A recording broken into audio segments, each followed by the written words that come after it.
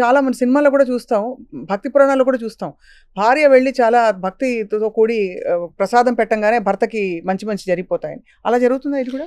ఇది చాలా కరెక్ట్ అవసరమైన క్వెషన్ అడిగారమ్మా. మీరు ఇష్టమున్నా లేకపోయినా మీరు పంచదార నోట్లో వేసుకున్నారనుకోండి, మీకు తెలవకపోయినా మీరు కొనుక్కురాలా, ఎవరో కొనుక్కొచ్చి మీ నోట్లో పంచదార ఇస్తారు, తీగ అనిపిస్తుంది కదా. అవును.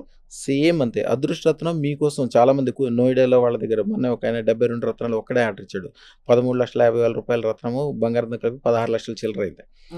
ఆ రత్నాలు 72 మందికి ఇప్పించాడు ఆయన. ఆయన అంతకుముందు బాగా బతికిన వాళ్ళు హైదరాబాద్ వాళ్ళే ఉన్నారు. అక్కడికి వెళ్ళినప్పుడు నోయిడాలో ఒక చోట ఒక ల్యాండ్ కొన్నాడు 18 ఎకరాలు. అది ఒక ఏరియాకి దగ్గరలో ఉంటుంది. అది గవర్నమెంట్ స్వాధీనం చేసేసుకుంది. స్వాధీనం చేసుకుని చుట్టూతో కంచేసి వదిలేసింది. మన దగ్గర అదృష్టరత్నం పెట్టుకున్నాక ఎన్నో తరాల నుంచి నడుస్తున్న కేసు మన తేలిపోయింది.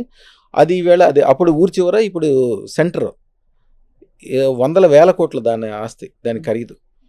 ఏమాత్రం శ్రమ లేకుండా ఇవ్వటమే కాకుండా ఇన్ని రోజుల పాటు గవర్నమెంట్ నువ్వు దగ్గర ఉంచుకున్నందుకు గవర్నమెంట్ నువ్వు కూడా పెనాల్టీ కట్టమని గవర్నమెంట్ కూడా పెనాల్టీ ఇస్తుంది కోర్టు.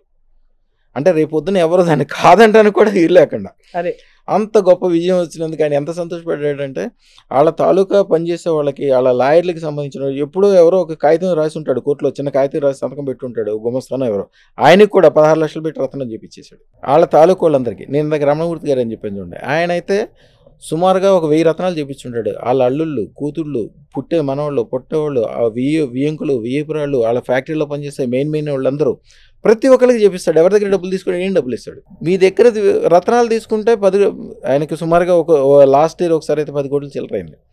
మీ దగ్గర ఎంత ఖర్చు పెడితే దానికి నాకు 100 రెట్లు 1000 రెట్లు వస్తుంది. నాకు మొదటి నుంచి అదొక సెంటిమెంట్. అందరికి ఇప్పించడానికి అదొక కారణం. అందరూ బాగుపడతారు కాబట్టి, పెట్టుకున్న వాళ్ళు అందరూ బాగుపడతారు కాబట్టి ఆ పుణ్యం నాకు కూడా వస్తుంది కాబట్టి. యాక్చువల్గా వేరే వాళ్ళకి మీరు అదృష్టరత్నం పెట్టించినా, వాళ్ళు పెట్టడానికి మీకు అనుకూలం చేసిన వాళ్ళకి ఏదైనా అడ్రస్ చెప్పడం కానీ, బస్సు ఎక్కించడం కానీ, ఆ టయానికి వాళ్ళు డబ్బులు లేకపోతే డబ్బులు ఇచ్చి పంపించడం కానీ చేస్తే పుణ్యకార్యం చేస్తున్నారు. అంతే కదా. పుణ్యకార్యం చేస్తున్నప్పుడు మీకు కూడా ఆటోమేటిక్గా వస్తుంది.